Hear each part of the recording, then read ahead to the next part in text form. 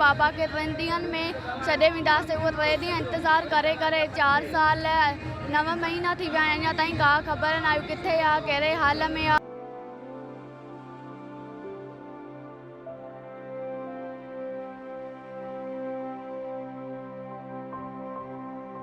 भाउ दर्जी आहे 2017-29 में हिते नज़र मौला लाड़काणा में मुंहिंजे भाउ खे खंबे गुम कयो वियो आहे, जंहिंखे 4 साल 9 महीना थी चुका आहिनि।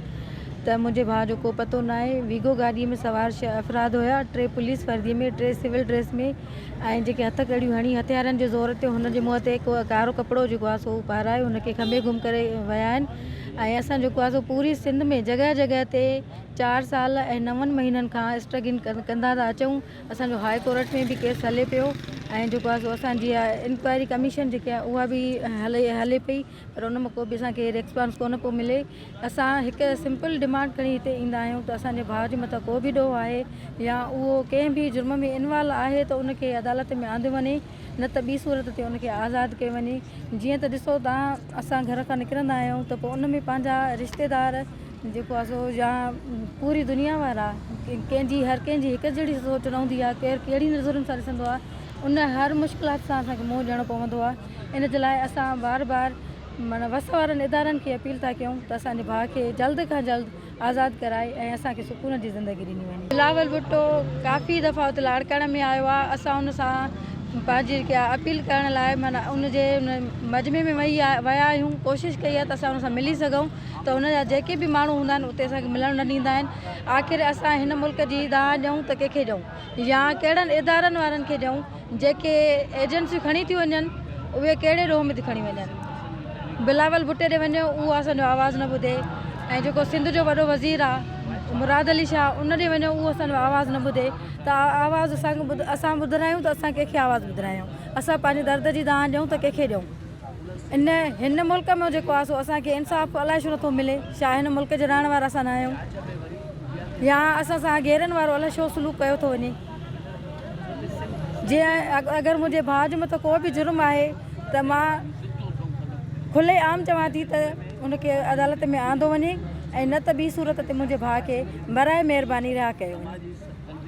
मुंहिंजो बाबा हिकु गवर्नमेंट मुलाज़िम हुयो जेको सुबुह जो पंहिंजे घर खां ड्यूटी तरफ़ वञी रहियो हुयो, जंहिंखे रस्ते ताईं राणीपुर ड्यूटी तरफ़ वञे त रस्ते ताईं गाॾी समेत खंबे खणी गुम कयो वियो आहे। अॼु ताईं इहो नथो ॿुधायो त मुंहिंजो बाबा किथे आहे, कहिड़े हाल में आहे, ऐं हुनखे कहिड़े ॾोह में कैद कयो वियो आहे। असां हाई कोर्ट में पिटीशन जमा कराई आहे ऐं मुख़्तलिफ़ हाई कोर्ट में विया आहियूं ऐं मुख़्तलिफ़ प्रेस क्लब ते एहतिजाज बि कया आहिनि। पोइ बि असांखे कोई कुझु बि नथो ॿुधायो त मुंहिंजो बाबा किथे आहे, कहिड़े हाल में आहे। ऐं उन खां पोइ असां तमामु घणी मुश्किलातुनि खे मुंहुं ॾेई रहिया आहियूं। असांजी पढ़ाई मुतासिर थी रही आहे। मां BSc फाइनल में उन टाइम हुयमि जंहिंमहिल मुंहिंजे बाबा खे खणी विया। उन खां पोइ मुंहिंजा पेपर थिया, मां पेपर न हिन खां अॻिते जेको आहे मां नया पढ़ी सघी, ऐं मुंहिंजे भाइरनि जी पढ़ाई बि जेका आहिनि उहा बि डिस्टर्ब थी वई आहे। मुंहिंजा भाइर बि न आहिनि पढ़ी सघिया। ऐं असां किथे वञूं, असांखे किथां इंसाफ़ मिलंदो? असां पाकिस्तान जा शहरी न आहियूं, त सिंधी हुजण जो एतिरो ॾोह आहे त असांखे माना पाकिस्तान में जेको इंसाफ़ नथो ॾिनो वञे। असां किथे वञूं, कंहिंजे दर ते तव्हां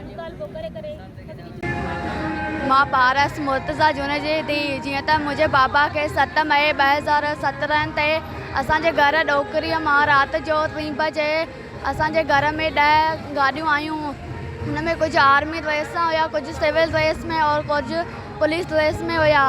जंहिं असांजा दर खड़काए ऐं उहे अंदरि आया ऐं असां ते तशदुद करे मुंहिंजे बाबा खे उथारे ऐं उनखे हथ करियूं हणी खंबे गुम कयो वियो आहे। ऐं उन्हनि असां रोऊं पिया त उहे असांखे गारियूं पिया ॾियनि त न रो, न त तव्हांखे बि खणी वेंदासीं। उन्हनि असांखे चयो त तव्हांजे बाबा खे 3 ॾींहंनि में छॾे वेंदासीं। उहे 3 ॾींहं इंतज़ारु करे करे 4 साल 9 महीना थी विया आहिनि। अञा ताईं का ख़बर न आहे किथे आहे, कहिड़े हाल में आहे। ख़ुदा मुंहिंजे बाबा खे आज़ादु कयो। मैं Mama Qadeer voice for Baloch missing persons का वाइस चेयरमैन इस वक्त कराची प्रेस क्लब के सामने से मुखातिब हूँ कि आज हमें कराची में 2 महीने पूरे हो गए कैंप लगाए हुए, जिसको हम लापता अफराद की बाजियाबी के लिए एहतजाज करते आ रहे हैं। इससे पहले क्वेटा इस्लामाबाद में भी हम हर साल अपना एहतजाज रिकॉर्ड करवा रहे हैं, जो कि आज हमें 4582 दिन हमारे पूरे हो गए हैं इस एहतजाज को लापता अफराद की बाजियाबी और उनको मंजर-ए-आम पे लाने के लिए हमारा ये एहतजाज जारी है। देखें, वैसे तो हम लोग इकट्ठे ही हैं और एक ही हैं। आप हमारा बैनर ऊपर देखें, वहाँ लिखा हुआ है इन बलोचिस्तान एंड सिंध। ये लिखा हुआ है कि हम सिंध और बलोचिस्तान या खैबर पख्तूनख्वा वाले इस मसले पे लापता अफराद के मसले पे एक हैं और इकट्ठे हैं। लेकिन हमें यहाँ भी नहीं छोड़ता है। कई दफ़ा मजदूर पश्तीन क्वेटा आया, मुझसे मुलाकात करने के लिए, उनको एयरपोर्ट से वापस कर दिया, या जब मैं चाहता था कि चला जाऊँ, मुझे रास्ते में रोक लेते थे कि आप उनसे नहीं मिलें। इसी तरह सिंध वालों के पास मैं आता हूँ, वो भी कभी इकट्ठे बैठते हैं, बात होती है मिसिंग पर्सनस के हवाले में। वो हमारे कैंप आते हैं, हम उनके कैंप जाते हैं। वैसे तो ख्यालात, तरीक़ेकार हमारा सबका एक ही है, क्योंकि सब एक ही उसमें जुल्म के चक्की में पिस रहे हैं, चाहे वो सिंधी हो, चाहे पश्तून हो, चाहे बलोच हो। तो हम इकट्ठे हैं, लेकिन ये है कि कभी इकट्ठे अगर बैठें एक ही, तो वो हमें उसी वक्त मारेंगे या उठा के ले जाएंगे। इसलिए हम इकट्ठे हैं, एक जान दो कालिब हैं, लेकिन जुदा नहीं हैं। दुश्मन के मुकाबले में हम अलहदा हैं, लेकिन एक में जेको आहे 11 अगस्त ते मुंहिंजे घर मां खबियो, घर में गिड़िया ऐं हुननि चयो त तो वटि हथियार आहिनि या बारूद आहे, ॿियूं शयूं आहिनि। मुंहिंजो मां टीचर आहियां ऐं ह्यूमन राइट्स एक्टिविस्ट आहियां, पॉलिटिकल एक्टिविस्ट आहियां। मूं वटि इहे शयूं न मिलंदियूं। हा, कलम मिलंदो, किताब मिलंदा। जंहिंमें कृष्ण शर्मा जो नालो अचे थो, त उन्हनि खे 2005-06 में खंबे गुम कयो वियो हो। त उन दौरान बि असां उन स्ट्रगल में कंटिन्यू उन में हिसो हुआसीं एज़ ए स्टूडेंट लेवल ते। उन इहो सिलसिलो ॿीहर जेको तेज़ थियो 2012 में, असांजो जेके दोस्त हुआ या कोलीग्स हुआ जेके यूनिवर्सिटी में पढ़िया हुआ या जेके पॉलिटिकल वर्कर्स हुआ, उन्हनि खे मिसिंग कयो वियो। त उन ते असां स्ट्रगल कई, जंहिंमें मूं ते हटड़ी बाईपास ते जेको असां एहतजाज कयोसीं वारसनि सां गॾिजी, उन में केस दाख़िल कयो वियो ऐं उन में केस में मां 6-7 साल जेको आहे कंटिन्यू कोर्टुनि जा चकर कटींदो रहियो आहियां। उन खां पोइ हीअ जेका स्ट्रगल आहे उहा मुसलसिल कंटिन्यू आहे। ख़ासि तौर ते जॾहिं VMP ठही 2016-17 खां ऐं सिंध सुजागी फोरम, त असां उन ॿिन्ही प्लेटफॉर्म ते गॾियल तौर ते जेको आहे जदोजहद कई। उन में हिकिड़ी जेका असां नवाण आंदीसीं उहा इहा आंदी त असांजी कोशिशि इहा हुई त जेके बलोच आहिनि या ख़ुदि पश्तून आहिनि या ॿिया उर्दू ॻाल्हाईंदड़ आहिनि, जेके मिसिंग आहिनि, उन्हनि खे बि असां पाण सां कनेक्ट कयूं ऐं हिकिड़ी लार्ज स्केल ते हिकिड़ी वॾी मूवमेंट अचे। ऐं उहे असां हिते गॾियल मार्च कराची जे अंदरि जेको आहे गोरा कब्रिस्तान खां कराची प्रेस क्लब ताईं 5-5 हज़ार माण्हुनि जा मार्च जेके असां कया आहिनि। ऐं उन्हनि मार्चिस असांखे तमामु घणा ज़बरदस्त नतीजा ॾिना आहिनि।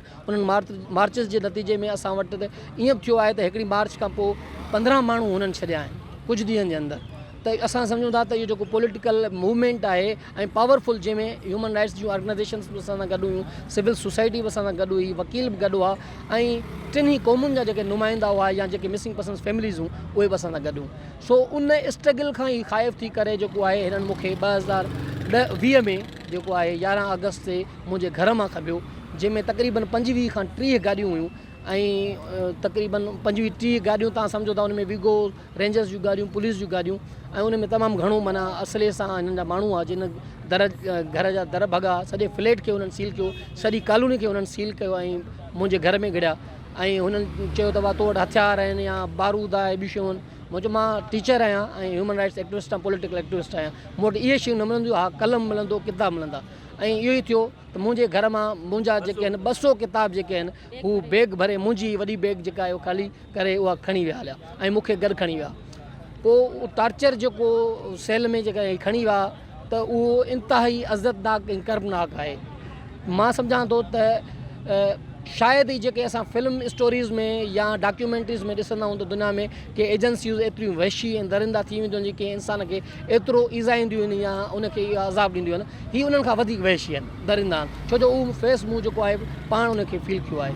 ऐं हिननि जा जेके सुवाल आहिनि उहे इहे आहिनि त तव्हां घणा दफ़ा ॿाहिरि विया हो, ॿाहिरां फंडिंग तव्हांखे मिली आहे, हथियार, तव्हां टेररिस्ट एक्टिविटीज़ में इन्वॉल्व हो, किथे किथे बम धमाका कया आहिनि। मां चयो मुंहिंजी लाइफ ओपन आहे, ऐं मुंहिंजे पल पल जी तव्हांखे ख़बर आहे जिन शयुनि में मां अॼु ॾींहं ताईं मुंहिंजो पंजाब न वियो आहियां। तव्हां था चओ त दुबई वियो आहियां, अफ़गानिस्तान वियो आहियां, ॿिए हंधि वियो आहियां, मां पंजाब न वियो आहियां, सिंध जी सरहद खां ॿाहिरि न वियो आहियां। बलोचिस्तान में बि अब ससुई जे मज़ार ते वियो आहियां रिसर्च पर्पज़ जे तौर ते, बाक़ी कॾहिं बि न वियो आहियां। उन जे बावजूदि फ़क़ति मिसिंग पर्सन जी स्ट्रगल खे नाकाम करण जे लाइ उन में एक्टिव हुजण जे करे हुननि मुख़्ते बेइंतहा तशदुद कयो ऐं गैर इंसानी तशदुद कयो जेको ॿुधाइण जे क़ाबिल बि न आहे। ऐं उन में 7 ॾींहं मूंखे हुननि रखियो ऐं 7 ई ॾींहं हुन मूंखे हिननि निंड करणु ॾिनी ऐं न ई हिननि मूंखे वेहण या सुम्हणु ॾिनो। 7 ई ॾींहं हुननि खे मूंखे बीहारे छॾियो। सो उहो इंतिहाई माना कर्बनाक अमल आहे। उन खां पोइ सचू जेके हूंदा आहिनि सचपुतरा उहे उन्हनि मुसलसिल जेके मुंहिंजी बाहुनि ते हेठि बटक ते ऐं सॼे जिस्म ते उन्हनि उहे आया ऐं मुख़्तलिफ़ क़िस्म जा तशदुद जो तरीक़ा जेके आज़माईंदा आहिनि उहे उन्हनि कया।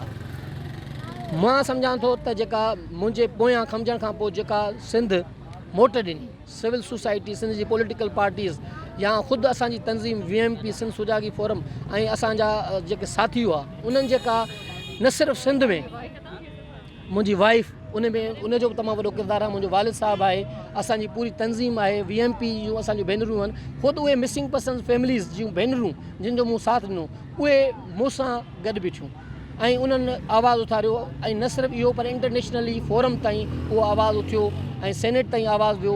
नतीजे तौर ते ऐं बाबा साईं जेको एवॉर्ड मिलियो उनखे उहो एवॉर्ड मिलण खां अॻु में ई असांखे ख़बर पई त बाबा उहा स्टेटमेंट मूंखां कंपोज़ कराई हुई। माण्हू सम्झंदा त सारंग जे करे बाबा एवॉर्ड वापसि कयो त बाबा रुगो मुंहिंजे करे एवॉर्ड वापसि न कयो, बाबा वापसि कयो उन में 100 खां वधीक सिंधी मिसिंग हुआ। उन खां अलावा सिंध जे वसीलनि ते जेका फुर लुट थिए थी, सिंधु दरिया ते जेको गैर क़ानूनी डैम ठाहिया था वञनि, सिंध जे समुंड ते कब्ज़ो थिए थो, ॿोली ते कब्ज़ो थिए थो, ॿोलीअ जो हक़ु न आहे असांखे, उन मामलनि ते हुन पंहिंजो एवॉर्ड वापसि कयो। उन करे जेको इहो प्रेशर क्रिएट थियो, मोमेंटम क्रिएट थियो, उन खां पोइ इहे जेके इदारा भाड़िया थिया ऐं उन्हनि मूंखे आज़ादु कयो।